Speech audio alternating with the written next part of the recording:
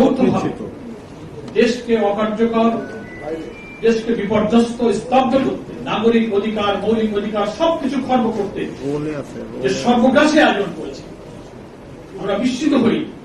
দেশে একজন রাষ্ট্রপতি আছে, একটা সংবিধান আছে, সরকার আছে, পার্লামেন্ট, জবরদস্তি করা পার্লামেন্ট থাকুক, সেখানে কারা আছেন? সকলে মিলে একটা দেশের উপরে যে ফ্যাসিবাদের জুলুম চাপিয়ে দিয়েছে। গাজী ভাইয়ের মতো নিরপরাধ, নির্ভীক বীর মুক্তিযোদ্ধাকে অন্যায় অসত্য মামলায় জড়িয়ে তাকে 10 মাস কারারুদ্ধ করে রাখা হল। এত দাবি করা হচ্ছে সাংবাদিকদের পক্ষ থেকে, দেশবাসীর পক্ষ থেকে, ওনারা কর্ণপাত করছেন না। আমি যদি প্রশ্ন করি, কিছু হলেই রাষ্ট্রদ্রোহী, এমন আগের নেতৃবৃন্দ বলে গেলেন, তো আমাদের দেশে দুর্ভাগ্য হচ্ছে যে রাষ্ট্র আর সরকারকে গুলিয়ে ফেলেছে। সরকারের বিরুদ্ধে কথা বললে রাষ্ট্রদ্রোহী। রাষ্ট্রের কি সংজ্ঞা, সরকারের কি সংজ্ঞা? দুটো আলাদা অস্তিত্ব, এন্টিটি আছে, এটা কিন্তু ওনারা উপলব্ধি করেন। সরকারের জুলুম, নির্যাতন, দুর্ভোগ, লুটপাট, খুন, গুম, মিথ্যাচার, অনাচার, রাষ্ট্রীয় দুরবস্থা, জুডিশিয়ারি, ইকোনমিক, এডুকেশন সর্বস্তরের যে তছনছ করে ফেলেছে, তার বিরুদ্ধে কথা বললে বলবেন রাষ্ট্রদ্রোহী। এবং নিরপরাধ মানুষের বিরুদ্ধে মিথ্যা মামলা দিয়ে সাজাবেন, জুলুম করবেন, গুম করে ফেলবেন, খুন করে ফেলবেন। এটা পৃথিবীর ইতিহাস। যে স্বৈরাচারী, ফ্যাসিবাদী শাসক, অত্যাচারী শাসক যখন ক্ষমতায় থাকে, দেশ জাতি তখন স্তব্ধ হয়ে যায়, বিপর্যস্ত হয়ে যায়, মানুষের মৌলিক অধিকার তখন থাকে না। সুধীবৃন্দ, জনগণের রুদ্র রোষ, অসন্তোষ, ক্ষোভ, চরম ব্যর্থতা যখন থাকতে পারে না, ফ্যাসিবাদের বৈশিষ্ট্যই হল যে ফ্যাসিবাদী শক্তির যখন কোন আদর্শ থাকে না, আদর্শকে দিয়ে আদর্শ মোকাবেলা করতে পারে না, নৈতিকতার শক্তি যখন হারিয়ে ফেলে, যুক্তি যখন হারিয়ে যায়, তখন সন্ত্রাস, মিথ্যাচার, কালা কানুনের পথ তারা বেছে নেয়। এই সরকারের কোন আদর্শ নেই, যুক্তি নেই, নৈতিকতা নেই, কারণ জবরদস্তি করে লুটপাট করে ক্ষমতায় এসে মানুষের অধিকার হরণ করেছে। কি কথা তারা বলবে, কি যুক্তি তারা দেখাবে? যে কারণে আজকে তাদের আছে হলো কালা কানুন। 18 সালে এপ্রিল মাসে এই digital security act, cyber act যা কিছু সংশোধন করে হয়েছে, এমন একটা পার্লামেন্টে তারা একটা পাস করলো যে পার্লামেন্টে অধিকাংশ আসনে কোন প্রার্থী ছিল না, কেন্দ্রগুলোতে বিড়াল আর কুকুর শুয়েছিল। সেই নির্বাচনের নামে বানানো সাজানো পার্লামেন্টে একটা কালা কানুন পাস করা হলো। বাংলাদেশের এডিটর্স কাউন্সিল, সমস্ত সাংবাদিক সমাজ, জনগণ, দেশবাসী প্রতিবাদ করলো। গোল টেবিল হলো, আলোচনা সভা হলো, বিক্ষোভ হলো, এখানে অনেক কালা কানুন করা হলো। কেন কালা কানুন করা হলো? রাষ্ট্রপতি দেখেন না, আপনি একজন বিজ্ঞ আইনজীবী, পার্লামেন্টের স্পিকার ছিলেন, বাংলাদেশের সংবিধানে আর্টিকেল 26 এ পরিষ্কার বলা হয়েছে, আপনি পড়ে দেখুন। সেখানে পরিষ্কার বলা হয়েছে যে মৌলিক অধিকারের সঙ্গে অসামঞ্জস্যপূর্ণ কোন আইন রাষ্ট্র তৈরি করতে পারবে না।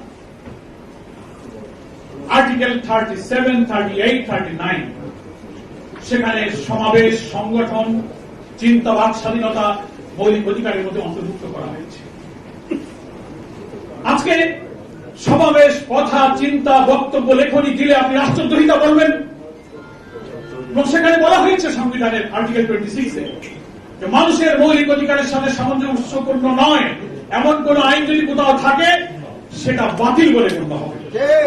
আজকে পার্লামেন্টে যে আইন করা হয়েছে, আমরা সেটাকে কালা কানুন বলি। এই ডিজিটাল সিকিউরিটি অ্যাক্টে 20টি ধারা আছে, তার 14টি ধারাই হচ্ছে জামিনের অযোগ্য।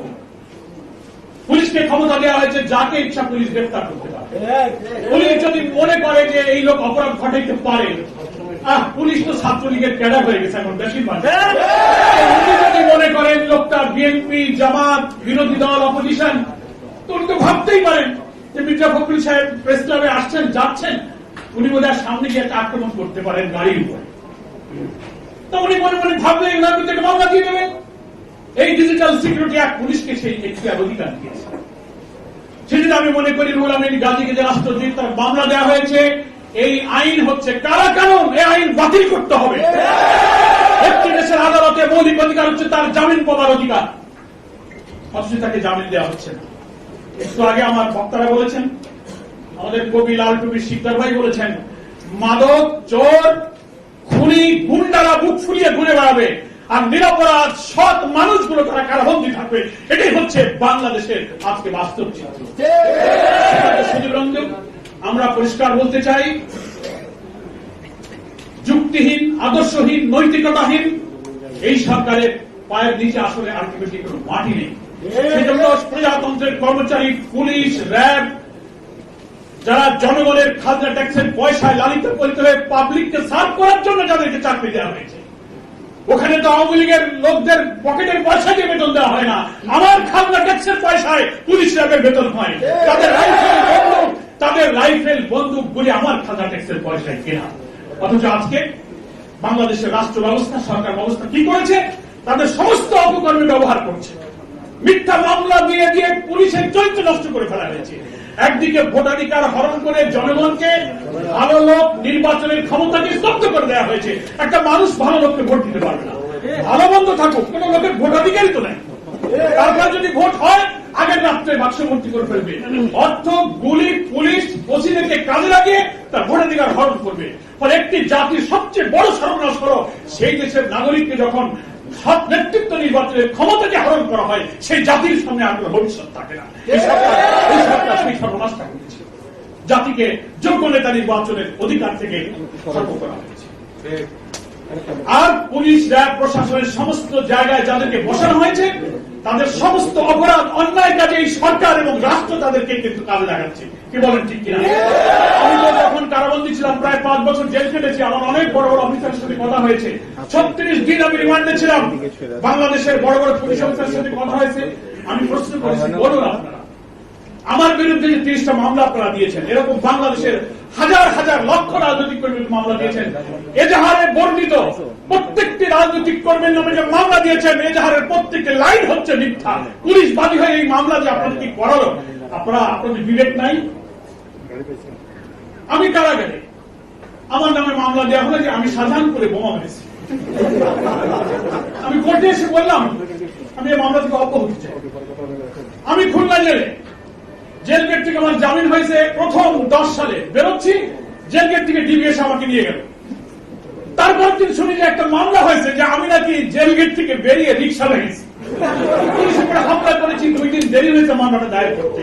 অথচ আমাকে গেট থেকে নিয়ে ডিবি অফিসে গিয়ে রমজান মাসে ইফতারির আগে আমাকে নিয়ে যাওয়া হলো। আমার স্ত্রী, সন্তান, আমার জামাইরা জেল গেটে রিসিভ করতে আসলো, তাদেরকে ধরে নিয়ে চলে যাওয়া হলো, সেই মামলাও দেওয়া হলো। তাহলে পুলিশ বাদী। প্রধানমন্ত্রী, রাষ্ট্রপতি আপনি দেখেন না যে আপনি প্রজাতন্ত্রের কর্মচারীকে দিয়ে কি মিথ্যা মামলা করাচ্ছেন? রুহুল আমিন গাজী কি রাষ্ট্রদ্রোহিতা করেছে? পুলিশ বাদী হয়ে আপনি যে মামলা দিলেন, আমি তো চ্যালেঞ্জ করেছি জুডিশিয়াল ইনকোয়ারি করা হোক। রুহুল আমিন গাজীর এজাহারে বর্ণিত প্রত্যেকটি লাইন হচ্ছে মিথ্যা এবং অসত্য। বাংলাদেশের সমস্ত পলিটিক্যাল মামলা, আজকের গায়েবী মামলা, জেলে থাকতে মামলা, জাতীয় নেতৃবৃন্দের নামে গাড়ি পড়ানোর মামলা, ট্রাক আটকানোর মামলা, এই মামলার অন্তত 99% এজাহার হচ্ছে মিথ্যা, ভুল, অসত্য। মাননীয় প্রধানমন্ত্রীকে শ্রদ্ধা রেখে বলি, যেভাবেই হোক আপনি দেশের প্রধানমন্ত্রী হয়ে গেছেন, কিন্তু আপনিও মিথ্যা কথা বলেন। যে দেশের সরকার প্রধান মিথ্যা কথা বলে, সেই দেশে কখনো আল্লাহ রহমত হয়। তার অনেক প্রমাণে জাতির কাছে আছে। আপনি পুলিশ বাহিনীকে অপব্যবহার করছেন, মিথ্যা শিখাচ্ছেন, সুস্থ নাগরিকদেরকে মিথ্যা মামলা দিয়ে কারারুদ্ধ করতে শিখাচ্ছেন। আপনি ক্ষমতা থেকে একদিন চলে যাবেন, কিন্তু এদেরকে আপনি যা শিখিয়ে গেলেন, এদের করুণ পরিণতি আপনাদেরকে কিন্তু ভোগ করতে হবে। অনেক পুলিশ অফিসাররা রিমান্ডে আমাকে বলেছে, স্যার আপনারা যখন বাইরে যাবেন, সমাজ যখন পরিবর্তন হবে, কিছু মনে করবেন না, আপনাদেরকে অনুরোধ করি আমাদেরকে ধরে জেলে দেবেন না তো। দরকারে আমরা এই সার্ভিস শেষ করে আমি লন্ডনে যাবো, ব্যারিস্টারি করবো। বড় বড় সিনিয়র লেভেল নাম বলার দরকার নেই। প্রশাসন এখন অক্টোপাসের মতো বন্দী ফ্যাসিবাদের যন্ত্রণায়, তারা সুযোগের অপেক্ষায় আছে। আমি পরিষ্কার বলতে চাই, এখনো ভুল বুঝুন, বিবেকের দংশনে আপনি যদি দংশিত হয়ে থাকেন, আপনার ন্যূনতম যদি বিবেক, মানবতা, হিউম্যানিটি থেকে থাকে, আপনার ভুলের প্রতি আপনি অনুতপ্ত হন, অনুশোচনা প্রকাশ করেন। রুহুল আমিন গাজীকে মুক্তি দিন। আপনি রাজনৈতিক দলের অফিস খুলতে দেবেন না, মিটিং করতে দেবেন না। আর্টিকেল 37, 38, 39-এ সমাবেশ, মিটিং, মিছিল, চিন্তার স্বাধীনতার ইখতিয়ার আমাকে সংবিধান দিয়েছে।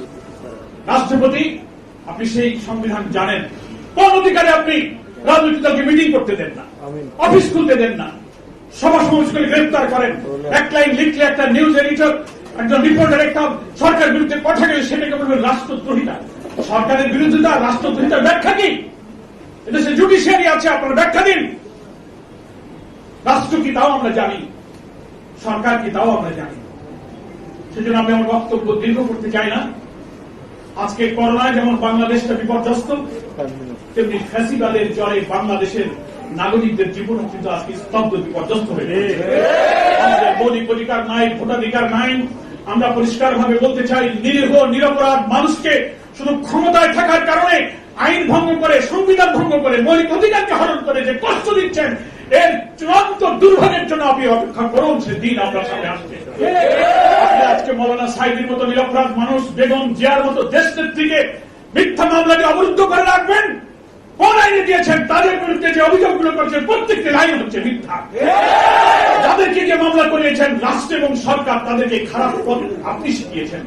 একদিন এই তরবারি, এই অস্ত্র আপনার বিরুদ্ধে কাজে লাগবে, তখন আপনি অসহায়ের মতো করে থাকবেন। আপনি চলে যাবেন, কিন্তু আপনার এই অ্যাডমিনিস্ট্রেশন থাকবে, জুডিশিয়ারি থাকবে, আপনার এই অ্যাডমিনিস্ট্রেটিভ মেকানিজম পুরাটা থাকবে। এরা কিন্তু আপনার বিরুদ্ধে কাজে লাগবে। আপনি সকলকে শেষ করে দিতে পারবেন, নাকি আপনি কিয়ামত পর্যন্ত ক্ষমতায় থাকার দুঃস্বপ্ন দেখেন? সেই স্বপ্ন দুঃস্বপ্ন, সে স্বপ্ন বাংলার জনগণ বাস্তবায়িত হতে দেবে।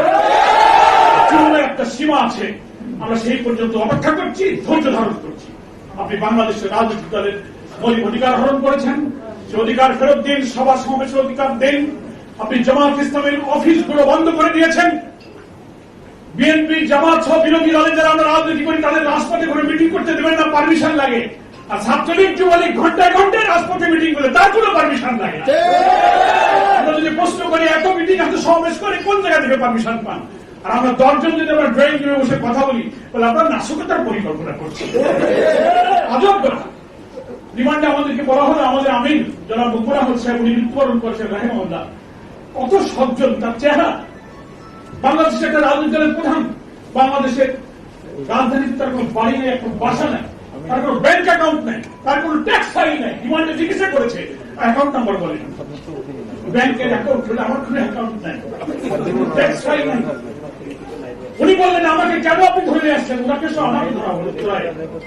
আমার বন্ধুর বাসায় 4-5 জন ড্রয়িং রুমে বসে রাজনৈতিক দল নেতৃত্ব বসে কথা বলতে পারে না, ধরে নিয়ে আসছেন। তো উনি রাগ করে বললেন যে আপনারা যে আমাকে ধরলেন কেন? আপনারা দেশের কিন্তু ষড়যন্ত্র করতেছেন। আপনি বাসা থেকে ধরবেন, হাতে বোম দিয়ে লাঠি বাস এনে বলবেন যে এগুলো যে আপনারা ফাটাচ্ছিলেন, ফাঁসি দেবেন, দেন আমাকে ফাঁসি দিয়ে দেন। পুলিশ অফিসার আমাকে বলে, স্যার উনি কি আপনাদের নেতা? উনি কি মানুষ না ফেরে? তোনার কোনো ভয় নেই? কোনো ভয় নাই, উনি তো নিরপরাধ সৎ মানুষ। যারা অপরাধী হয়, দুশ্চরিত্রশীল হয়, তাদের ভয় থাকে জীবনে। আমি পরিষ্কার বলতে চাই, প্রশাসনের অনেকে কথা বলতে পারছে না। দেশের জনগণের মধ্যে ক্ষোভ ধুমায়িত হচ্ছে, জনতার রুদ্ধ রোষে কি পরিস্থিতি হবে সারা দুনিয়ার দিকে আপনি তাকিয়ে দেখুন। অনেকে তো দেশ ছাড়তে সুযোগ পেয়েছে, আপনি সুযোগ পাবেন কিনা আজকে দেশের জনগণ সেই প্রশ্ন করছে। আমি আমার বক্তব্য বাড়াতে চাই না। আমার প্রিয় ভাই রুহুল আমিন গাজীকে আপনারা অবিলম্বে মুক্তি দিন। কোর্টের উপরে সরকার যে প্রভাব সৃষ্টি করছেন, জামিন হয়ে গেলে অ্যাটর্নি জেনারেল অফিস দিয়ে আরেকটা আপিল হবে। অ্যাটর্নি জেনারেল অফিস তো পলিটিক্যালি মোটিভেটেড। কেন? এর চেয়ে বড় বড় খুন অপরাধের জামিন আপনাদের হয়ে যাচ্ছে। 10 মাস তিনি কারাবন্দী। তার সন্তানের কাছে শুনলেন কিডনি নাই, সিভিয়ার ডায়াবেটিস, অসুস্থ পরিবার, প্রতিটি দিন রাত ঘন্টায় ঘন্টায় চরম ভাবে তাদের কষ্টের মধ্যে দিয়ে দিন রাত তারা যাপন করছেন। এই অমানবিক, এই ঘৃণ্য, বেআইনি এই কাজের তীব্র নিন্দা আমরা আজকে এই নাগরিক সমাবেশ থেকে করছি। অবিলম্বে রুহুল আমিন গাজীর মুক্তি দিয়ে এই মানবিক দায়িত্ব পালনের জন্য একটা দায়িত্বশীলতার পরিচয় দেওয়ার জন্য সরকারের প্রতি আমি আহ্বান জানাচ্ছি। সাংবাদিক নেতৃবৃন্দ যে উদ্যোগের কথা বলেছেন, আমরা তার সাথে ঐক্যমত পোষণ করছি। শুধু সভা সমাবেশ, সেমিনারে গাজী ভাইয়ের মুক্তি হওয়াটা অসম্ভব। প্রয়োজনে জাতীয়ভাবে দেশভিত্তিক আপনারা নাগরিক সমাজের উদ্যোগে হোক, সাংবাদিক সমাজের উদ্যোগে হোক, ব্যাপক জাতীয় সমাবেশ আহ্বান করুন। সাংবাদিকদের, জনগণকে ডাক দিন, যা হয় হবে। সেই সমাবেশে বাংলাদেশের জনগণ গাজী ভাইয়ের মুক্তির জন্য সাংবাদিক সমাবেশের পাশে ইনশাআল্লাহ থাকবে। আন্দোলনের প্রতিরোধ গড়ে তোলার মধ্য দিয়ে গাজী ভাইকে আমাদের কারা বন্দী অবস্থা থেকে মুক্ত করতে হবে। আমরা গাজী ভাইয়ের শারীরিক সুস্থতা কামনা করি, তার নেক হায়াত কামনা করি। আজকের সংগ্রামী নেতৃবৃন্দ, সুধীবৃন্দ যারা আজকে এই সমাবেশে উপস্থিত হয়ে গাজী ভাইয়ের মুক্তির দাবিকে আরো সংহত করলেন, উচ্চকিত করলেন, তাদেরকে আমি জামাত ইসলামের পক্ষ থেকে শুকরিয়া জানিয়ে, কৃতজ্ঞতা জানিয়ে আমি আমার বক্তব্য শেষ করছি। খোদা হাফেজ। বাংলাদেশ জিন্দাবাদ।